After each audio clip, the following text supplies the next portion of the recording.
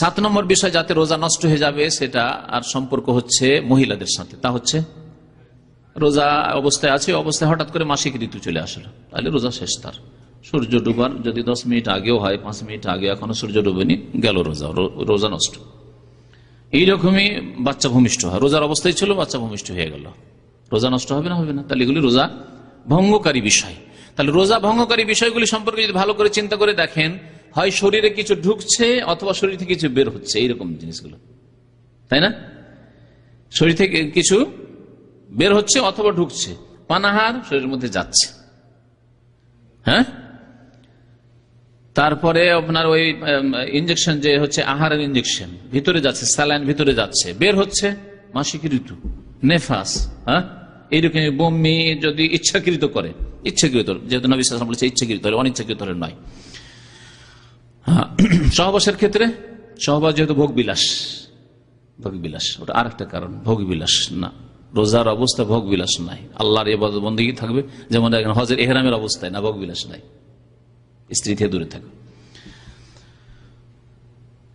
আর একটি কারণে রোজা নষ্ট হয়ে যাবে, ইমান ইসলাম সবকিছু নষ্ট হয়ে যাবে, অতীতের সমস্ত আমল নষ্ট হয়ে যাবে, হ্যাঁ, দিয়ে 8 পুরা করা যেতে পারে ওটা দিয়ে। সেটা হচ্ছে ইমান ভঙ্গকারী বিষয়, শিরিক হোক, কুফরি হোক, হ্যাঁ, মুরতাদ হয়ে যাওয়ার কথা। শিরিক করে রোজার অবস্থায় মাজারে গেল, আর গিয়ে বাবা গো সেজদা, তোমার কাছে ছেলে চাইতে এসছে, হ্যাঁ, বাবা গো আমার রোগ ভালো করে দাও। রোজার দিনে মাজারে যায় না? যায়, আল্লাহর দরবারে যাওয়ার তৌফিক হয় না মুশরিকদেরকে। তাহলে রোজাও নষ্ট সেই দিনের, আর অতীতের সমস্ত আমল নষ্ট। আল্লাহ বলছেন লাইন আশরাকতা লাইহাবাতান্না আমালক, তুমি যদি শিরক করো তোমার আমল কি হয়ে যাবে? ধ্বংস হয়ে যাবে। আর রোজাটা আমল কিনা? রোজা ধ্বংস, আর অন্যান্য সমস্ত আমল ধ্বংস।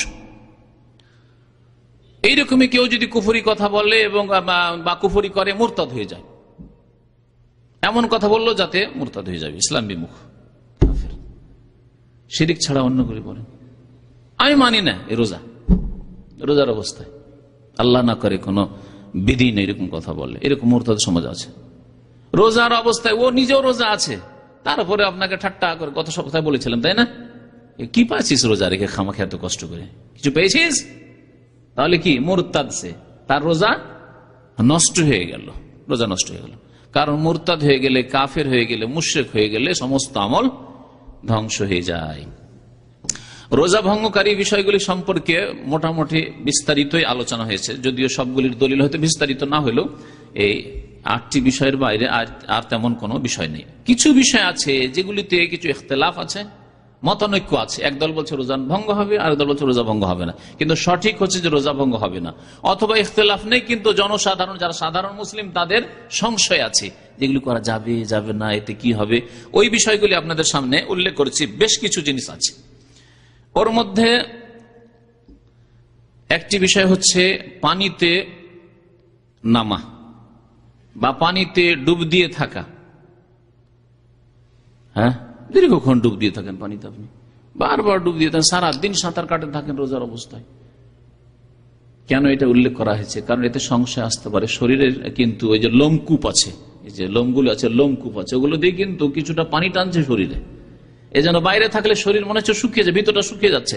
আমরা গরমের দিনে কি করতাম ছোটকালে, এই মনে হচ্ছে যে আজকে থেকে 20 বছর আগে, তখন যৌবন কাল আমাদের, 20 বছরের বেশি না, আপনার গরমের সিজনে যে রোজাটা এখন এসছে, আর এক গরম ধরনের 30 বছরের বেশি, 30 থেকে 34, 36 বছর। 30 বছর আগে আমাদের বয়স 16, 17, 18 ছিল, তখন রোজা রেখেছি, বড়ই কষ্ট হতো। গামছা ভিজিয়ে কয়েকবার করে ভিজেতাম, ভিজে গোটা শরীর, খালি গায়ে, গেঞ্জি নিচে কিছু না, খালি গায়ে জড়িয়ে রাখতাম, আর শরীরটা ভিজা থাকতো, বেশ আরাম লাগতো। বিছানা ভিজিয়ে দিতাম, ভিজা কাপড় বিছানা বিছিয়ে দিতাম, আর শুয়ে থাকতাম বিছানায়। শরীর রস টানছে না, টানছে না? এগুলি সব জায়েজ না? জায়েজ নাই? পানিতে ডুবে থাকা জায়েজ। গামছা ভিজে আপনি শরীরে জড়িয়ে রাখেন, কারণ শরীরটা শুকিয়ে যাচ্ছে, রোজাটা ছাড়তে চান না, আর ছাড়লে গুনাহগার হবেন। কারণ রোজা ছাড়তে পারবেন কখন? যখন আপনি একবার বাধ্য হয়ে যাবেন, আর বাঁচবো না আমি, এখন যদি আমি রোজা রাখি আর পানি পান না করি তো আর বাঁচবো না, তখন রোজা ছাড়া জায়েজ। তখন আপনি অসুস্থর মতো, ইল্লা মাযতুরিরতুম, আল্লাহ বলছে যখন বাধ্য হয়ে যাবে। রোজার অবস্থায় সুরমা লাগানো জায়েজ না? জায়েজ নয়? জায়েজ। রোজার অবস্থায় চুম্বন দেওয়া আলোচনায় চলে এসছে, হ্যাঁ, জায়েজ না জায়েজ নয়? জায়েজ, কিন্তু সতর্ক। যদি দেখা যায় যে আমি দুর্বল, আমাকে 1 মিনিট লাগে না, 1 মিনিটের মেহমান, হ্যাঁ বুঝেন না আপনারা, হ্যাঁ 1 মিনিটের অতিথি, তো তাহলে 2-4টা চুমন দিলেই তো অবস্থা খারাপ হয়ে যাবে, হ্যাঁ হয় বীর্যপাত হয়ে যাবে, আর না হইলে রোজাকে ভেঙে ফেলবে, নষ্ট করে ফেলবে, তাহলে জায়েজ নয়, আশঙ্কা থাকে। কিন্তু যদি ইমানের দিক থেকে শক্তিশালী হয় আর শারীরিক দিক থেকেও শক্তিশালী, যে আমার এই সাধারণ এতে বীর্যপাত হবে না, অথবা আমার ইমান আছে, আমি নিজেকে কন্ট্রোল রাখতে পারবো, সুতরাং আমার দ্বারা গুনাহ হবে না, যে সহবাস হয়ে যাওয়ার আশঙ্কা আছে এটাও হবে না, তাহলে চুমন দেওয়া জায়েজ আছে। এমন ইনজেকশন যেগুলি আহারের কাজ করে না, যখন বললাম যে ইনজেকশন আহারের কাজ করে তাতে রোজা নষ্ট হবে, তাহলে এমন ইনজেকশন যাতে আহারের কাজ করে না। আর বেশিরভাগ ইনজেকশন গুলি কিন্তু এরকম, যাতে আহারের কাজ করে না, মেডিসিন, তাহলে তাতে কোনো অসুবিধা, যে কোনো ইনজেকশন তাহলে এই ধরনের নেওয়া যেতে পারে। কুলি করা, গড়গড়া করা এবং নাকে পানি দেওয়া জায়েজ না জায়েজ নয়? রোজার অবস্থায় জায়েজ, তবে বেশি বাড়াবাড়ি করবে না, খুব বেশি দেবে না। নবী করিম সাল্লাল্লাহু আলাইহি ওয়াসাল্লাম বলছেন ওয়াবালিগ ফিল ইসতিনশাক ইল্লা আন তাকুনা সায়মা, নাকে পানি দিয়ে টান দেবে খুব বেশি করে, ইল্লা আন তাকুনা সায়মা, তবে রোজাই থাকলে, হ্যাঁ সিয়াম অবস্থায় থাকলে না, বেশি টান দিও না, করে টান দিয়েন না, পানি নিয়ে ওযু করার সময় নাকে পানি দিয়ে টান দিয়েন না, হালকা হালকা দিয়ে আপনি নাক পরিষ্কার করে নেন। রোজার অবস্থায় জায়েজ বেশ এমন কিছু যেগুলি থেকে বেঁচে থাকা সাধারণত সম্ভব নয়, একটা আম কথা বললাম, তাহলে ওর মধ্যে বেশ কিছু জিনিস আসবে, আর নতুন নতুন জিনিস আসতে পারে। দু একটা এর উদাহরণ স্বরূপ, যেমন বিভিন্ন কিতাবাদিতে লেখকরা উল্লেখ করেছেন যে নিজের থুথু গিলে নেওয়া। আমরা কতবার থুথু গিলছি বলেন তো দেখি, না এখনো বুঝতে পারেননি যে আপনি থুথু গিলেন রোজার অবস্থায়? হ্যাঁ, কিছুক্ষণ আপনি মনে করে রাখেন যে কবার থুতু গিললাম এর মধ্যে, বিশেষ করে কথা বললে, এই যে আমি কথা বলছি থুতু আসতে আছে আর অটোমেটিক যাচ্ছে ভিতরে, হ্যাঁ। আর যারা থুতু গিলে না তারা অবধের মতো রাস্তায় থু থু করে আর হাঁটে, হ্যাঁ। কিছু লোক আছে এরকম খারাপ স্বভাব আছে, ও রাস্তায় দেখবে না, পেছন দিকে লোকজন আসবে, ওদেরকে ঘৃণা লাগছে, আমাকে ঘৃণা করছে, অথবা কাউকে কষ্ট হবে আমার দ্বারা, ও না এইদিকে ওইদিকে থুতু ফেলতে থাকে। তাহলে থুথু গিলা এটা কাশপোটার মতো খারাপ নয়, সুতরাং এটা নোংরা জিনিস নয়। আর থুথু গিলা ছাড়া কোনো উপায় নেই, যাতে থেকে বেঁচে থাকা সম্ভব নয়। বললাম যেসব কাজ থেকে বেঁচে থাকা সম্ভব নয় সেগুলি রোজার অবস্থায় জায়েজ। একটা থুথু গিলা, আর একটা রাস্তা দিয়ে হাঁটছেন, ধুলো, গরুর পাল যাচ্ছে, বকরির পাল যাচ্ছে, গাড়ি চলছে, ধুলো দিয়ে আমাদের গাড়ি চলে না, কত ধুলো উড়ে, আর কত ধুলো নাক দিয়ে ঢুকে, হ্যাঁ কত ধুলো মুখ দিয়ে ঢুকে, কুলি করেন তখন বুঝতে পারবেন যে জিভা ময়লা হয়ে আছে ধুলোতে, হা করেছেন ঢুকে গেছে ধুলো, কারণ ধুলো উঠছে রাস্তায়।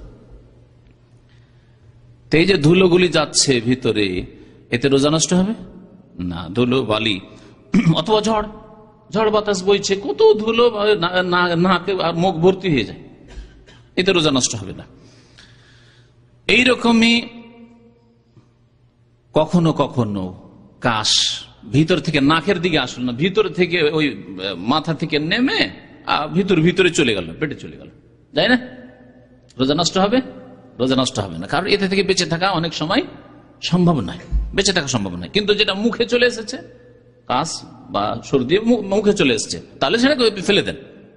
কিন্তু মুখে আসেনি, ভিতর থেকে নেমে ভিতর দিয়ে নেমে গেল হলক, তাহলে তাতে রোজার ক্ষতি হবে না। রোজার অবস্থায় যা জায়েজ তার মধ্যে একটি বিষয় হচ্ছে খাদ্যের স্বাদ গ্রহণ করা। খাদ্যের স্বাদ গ্রহণ করা, মহিলারা বিশেষ করে পাকশাক করে, লবণ হইল না হইল না, মিষ্টি হইল না হইল না, হ্যাঁ জায়েজ। ঝাল হইল না হইল না, কারণ অনেক স্বামী আছে জালেম স্বামী, একটু কম বেশি হইলে খবর আছে, মুসিবত করে দিবে। এক কথায় জায়েজ আছে। আর শুধু স্বামীর চাপ ভয় থাকে সেই ক্ষেত্রে নয়, এমনিতে শরীয়তে জায়েজ আছে। সালাফে সালেহিনরা জিহ্বাতে নিতেন, কারণ স্বাদ গ্রহণ করায় জিহ্বা দিয়ে, হলক দিয়ে নয়, তাই না? জিহ্বায় দিয়ে একটু স্বাদটা দেখে যে হইল না তারপরে থুথু করে ফেলে দেন। এমনকি সালাফে সালেহিনের একটি আসার রয়েছে যে তারা করতেন কি, ছোট বাচ্চার জন্য এই যে এগুলি আছে, পেস্তাগুলিকে চিবিয়ে, নিজের নাকে চিবিয়ে বাচ্চার মুখে দিয়ে দিতেন। তো অনেক লোকে অসম্ভব লাগবে, এটি কেমন কথা হইলো, কিন্তু নিজে তো খেলো না, চিবালো, চিবার পরে বাচ্চা যেহেতু খেতে একটা পেস্তা বা একটা খেজুর, শক্ত খেজুর, ছোট বাচ্চা খেতে পারবে না, খেজুরটা চিবিয়ে অথবা পেস্তাটা চিবিয়ে মুখ থেকে পুরোটা বের করে ওই বাচ্চার মুখে দিয়ে দিলেন, আর আপনি কুলি করে নিলেন।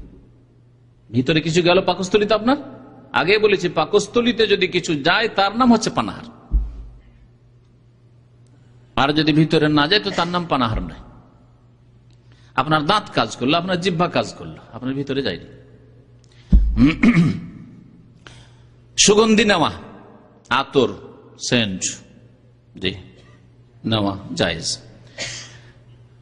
চোখের ড্রপ দেওয়া, হ্যাঁ জায়েজ। কানে ড্রপ দেওয়া, হ্যাঁ কানেও জায়েজ, কানে কোনো সমস্যা নেই, কানেও জায়েজ, চোখেও জায়েজ।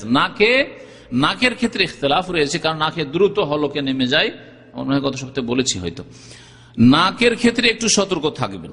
নাকে যদি হালকা হয়, 1 ফোঁটা হয় আর এই নাকের মধ্যে থেকে যায়, তাহলে ঠিক আছে, কিন্তু 2 ফোঁটা 3 ফোঁটা নিলে হলকে আপনার নেমে যেতে পারে, যাতে রোজা নষ্ট হইতে পারে। সুতরাং নাকে ড্রপ নেওয়ার ক্ষেত্রে বেঁচে থাকবেন। এইরকমই রোজার অবস্থায় যা যায় যাতে রোজার ক্ষতি হবে না, তা হচ্ছে তেল মাখা।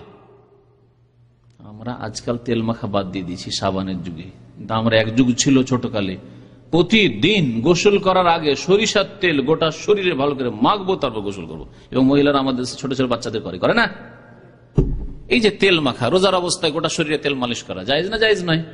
জৈতুন তেল বরকতের তেল। আমাদের দেশে সরষার তেল ব্যবহারের কারণ জৈতুন পাওয়া যায় না, এখানে জৈতুন তেল। আপনি রোজার অবস্থায় 2-3 করে শরীরে তেল মাখছেন, জায়েজ না জায়েজ নয়? জায়েজ। এইরকমই সুগন্ধি তেল না মেখে আপনার মাশাআল্লাহ আতরের অভাব নেই, আতরের দোকানে আতর নিচ্ছেন আর তেলের মতো করে মাখছেন শরীরে, জায়েজ না জায়েজ নয়? জায়েজ।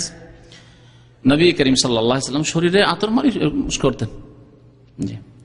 এইরকমই ধুনি নেওয়া, এই আগর কাঠগুলো জ্বালিয়ে তার ধোঁয়া যে নেওয়া, উদে হিন্দি যে ব্যবহার করছে আরবরা। রোজার অবস্থায় যেসব কাজ জায়েজ তার মধ্যে একটি হচ্ছে যে আপনি ফজরের আগেই সহবাস করলেন আর গোসল বিলম্ব করলেন, জায়েজ না জায়েজ নয়? হ্যাঁ, অনেকে কথা বলছেন না, জি কেমন কথা হইল? হ্যাঁ জায়েজ। কখন গোসল করতে হবে তাহলে? সূর্য ওঠার পরে? ফজরের নামাজের আগে গোসল করতে হবে, কারণ গোসল ফরজ কিসের জন্য? নামাজ পড়ার জন্য। যদি গোসল ফরজ থাকে আপনার উপর তাহলে। কিন্তু সহবাস হয়েছে, তারপরে আপনি সাহারি খাবেন, এখন গোসল করতে গেলে সাহারি ছুটে যাবে, তাহলে কি গোসল করবেন না? গোসল কোনো প্রয়োজন নেই। অথবা আরো স্পষ্ট করে বলছি, একজন মানুষ ঠিক সাহারি খাওয়ার সময় শেষ, খাওয়া দাওয়া আগে করে নিচ্ছে আর খাবে না, ঠিক সাহারি খাওয়ার সময় শেষ হতে যাচ্ছে, সেই সময় 5 মিনিট 10 মিনিট আছে, সেই সময় সহবাস করলে জায়েজ কিনা? এখনো 5-10 মিনিট বাকি আছে আজান হতে, মানে ফজর হতে, সহবাস করা জায়েজ কিনা? জায়েজ। তাহলে সহবাস করা যদি ওই 5 মিনিটের মধ্যে জায়েজ হয়, তাহলে গোসলটা তো আজান পরই করতে হয়। বুঝতে পেরেছেন এবারে? তাহলে বোঝা গেল যে গোসল যে আগেই হইতে হবে, পবিত্রতা অর্জনের করে নিতে আগে না, পবিত্রতা অর্জন পরেও, ফজর হওয়ার পরেও করতে পারে। এবং নবী করিম সাল্লাল্লাহু আলাইহি ওয়াসাল্লাম জুনুবী অবস্থায় থাকতেন, আর তারপরে ফরজ গোসল বাকি থাকতো, আজান হয়ে যেত, আজানের পরে তিনি গোসল করতেন, তারপর নামাজ পড়তে যেতেন। কারণ কোরআন কারিমে, একটু কোরআন কারিমে তাফসীর একটু মানে গবেষণা করুন, আল্লাহ পাক কি বলছেন? ফাল আনা বাশের হন না, তোমরা স্বামী স্ত্রী মিলন করো, পানাহার করো, কতক্ষণ পর্যন্ত? হাত্তা ইয়াতাবায়ানা লাকুমুল খাইতুল আবিয়াদ মিনাল খাইতিল আসওয়াদ মিনাল ফজর, মানে শুভ সাদেক ভোর হওয়া পর্যন্ত। তাহলে আল্লাহু আকবার আজান শুরু হচ্ছে, সেই সময় পর্যন্ত সহবাস করতে থাকো। আল্লাহ বলছেন জায়েজ, তোমার জন্য করতে পারো। আল্লাহ বলছেন না যে না কিছুক্ষণ সময় রেখে নাও যাতে করে গোসলটা করে নাও, তার মধ্যে বলেছেন কি? বোঝা গেল যে গোসলটাকে পরে করা যেতে পারে, করে মসজিদ আপনি যেহেতু পুরুষ মানুষ নামাজে হাজির হন, মহিলা মানুষের মসজিদে যাওয়া যেহেতু জামাত তার জন্য ফরজ নয়, সুতরাং সে যদি আরো বিলম্ব করে, ফজর রক্ত আছে আরো যদি আধা ঘন্টা বিলম্ব হয় দিয়ে গোসল করতে তারপরে নামাজ পড়ে, তার কোনো দোষ নাই, কারণ তার জন্য ফজরের নামাজের সময় আছে। এইরকম ঋতুবতী মহিলা আর নেফাসওয়ালী মহিলা ঋতু থেকে পাক হয়েছে ফজরের সময়, ফজরের একটু আগে পাক হয়েছে, কি করবে এখন? গোসল করবে না সাহারি খাবে? আগে সাহারি খাবে, উজু করে সাহারি খেয়ে নিবে, সাহারি খাওয়ার পরে আজানের পরে গোসল করবে, আজানের পরে গোসল করে ফজর নামাজ পড়বে। শরীয়তে এমন দায়িত্ব নেই যেটা অসম্ভব মানুষের জন্য। এদিকে খাবার বাদ দিয়ে দিবে, বিনা সাহারিতে রোজা রাখবে, আরো গোসলে যাবে। বিশেষ করে যারা ব্যাচেলর মানুষ এখানে থাকছেন, একটি বাথরুমে 8 জন 10 জন লোক থাকছেন, এইদিকে গোসলখানায় যদি লাইন থাকে তো ওইদিকে সাহারি 1 ঘন্টা ছুটে যাবে, এক লোক ঢুকিয়ে আধা ঘন্টা 1 ঘন্টা বসে থাকে বাথরুমের মধ্যে, যেহেতু সাহারি পাবে না। এরকম যদি শরীয়তের বিধান হইতো তাহলে রোজার অবস্থায় যেগুলি জায়েজ তার মধ্যে একটি হচ্ছে মিসওয়াক করা। জায়েজ শুধু নয়, বরং মুস্তাহাব, এর আগে উল্লেখ করা হয়েছে। তবে মিসওয়াক ছাড়া ব্রাশ সম্পর্কে বললাম, ব্রাশ এবং তার সাথে যে পাউডার অথবা পেস্ট, কলগেট হোক আর অন্য কোনো কোম্পানি হোক, মানে পেস্টটাকে আজকাল অনেক মানুষ কলগেট বলে থাকে, এই কোম্পানিটি এত প্রসিদ্ধ হয়েছে যে কোনো আমি কলগেট না। পেস্ট মানে হচ্ছে যেটা আপনার লিকুইড, আর আপনার যেটা হচ্ছে পাউডার অথবা পেস্ট ব্যবহার করা না, এগুলো থেকে বেঁচে থাকবেন, কারণ এই ব্যাপারে সতর্কতা অবলম্বন করাই হচ্ছে শ্রেয়। মিসওয়াক আপনার জন্য যথেষ্ট, সুন্নতের আমল হল এবং মিসওয়াক আপনি করলেন।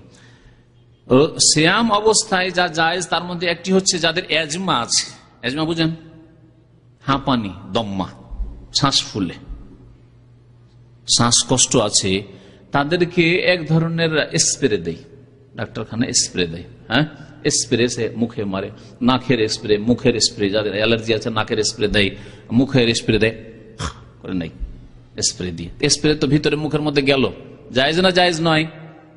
হ্যাঁ, কেউ বলছেন না কিন্তু, হ্যাঁ জায়েজ, কারণ এটা খাবারও নয় আর পানীয় নয়, আর এটা পাকস্থলী পর্যন্ত পৌঁছে না। বিশেষজ্ঞরা বলছেন, যারা মেডিকেলের বিশেষজ্ঞ, ওষুধের এবং যারা ডাক্তার বিশেষজ্ঞ, তারা বলছেন যে এই যে বাখাখ আরবিতে বলে স্প্রে করলে এটা যায় ফুসফুস পর্যন্ত, যাতে করে শ্বাসকষ্টটা হালকা হয়ে যায়, এটা পাকস্থলী পর্যন্ত যায় না, আর এটা পানীয় নয় আর এটা খাদ্যও নয়, গ্যাস। সুতরাং এতে রোজা নষ্ট হবে না, জায়েজ। আল্লাহু আ'লাম। ওয়া সাল্লাল্লাহু আলা নবিয়িনা মুহাম্মদ ওয়া আলা আলিহি ওয়া সাহবিহি আজমাইন।